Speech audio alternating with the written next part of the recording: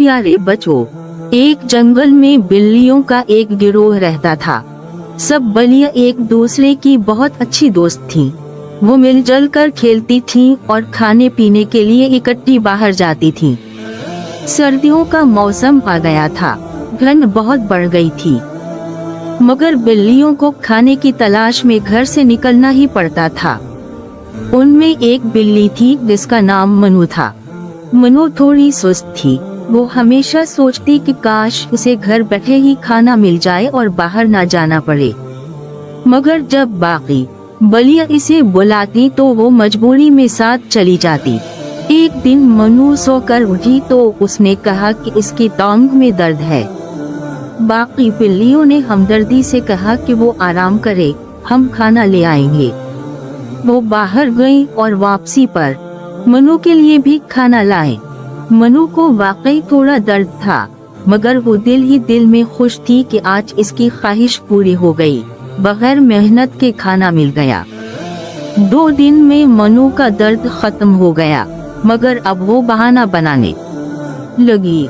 वो सबको कहती कि अभी भी टांग में दर्द है और वो चल नहीं सकती। इसकी सहेलियों ने कहा कि हम उसे किसी हकीम के पास ले जाते हैं, मगर मनु ने इनकार कर दिया। इसने कहा, मैं खुद ही आराम से ठीक हो जाऊंगी। बलियों ने भी ज्यादा जोर नहीं दिया। अब रोज ऐसा होने लगा कि बलियां बाहर जाती, खाना ढूंढ कर लाते और मनु के लिए भी कुछ छोड़ जाती। शाम को सब बलियां खेलने बाहर निकल जाती और मनु अकेली घर में रहती।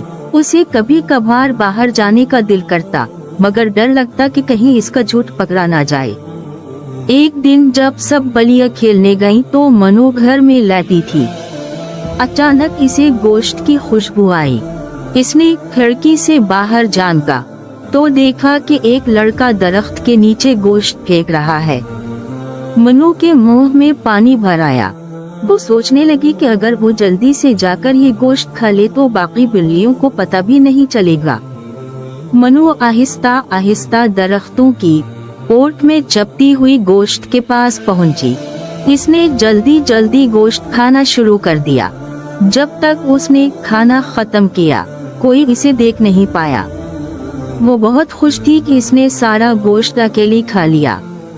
अब वो जल्दी से घर वापस जाना चाहती थी ताकि बाकी बिल्लियों को पता ना चले, लेकिन जैसे ही वो भागती हुई घर की तरफ जा रही थी, दूर खेलती बिल्लियों ने उसे देख लिया।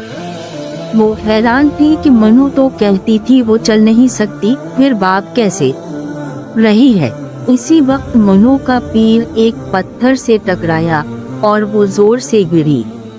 इसकी टांग में वाकई चोट आ गई। दूसरी बलियां अफसोस से उसे देखने लगे। अब मनु को समझ आ गई कि झूठ बोलने और काम चोरी करने का अंजाम बुरा होता है। सबक: बच्चों, सच बोलना हमेशा अच्छा होता है। झूठ बोलने वाला एक ना एक दिन पकड़ा ही जाता है। मेहनत से कभी घबराना नहीं चाहिए, क्योंकि ईमानदारी और सच्चाई ही कामयाबी की कुंजी है।